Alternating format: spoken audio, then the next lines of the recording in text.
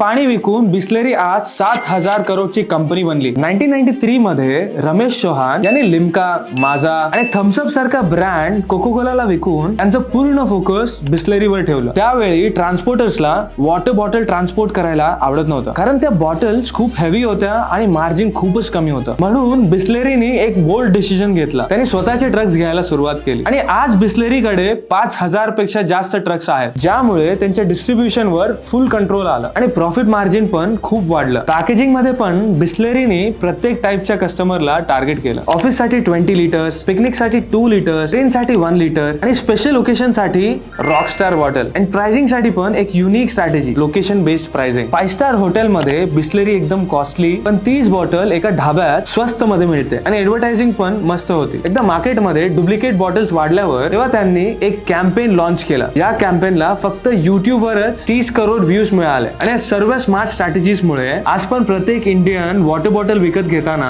एकच लाईन म्हणतो, भैया एक बिस्लेरी देना. तुम्हाला काय वाटते, इंडियातला सगळ्यात टॉप वॉटर बॉटल ब्रँड कुठला आहे?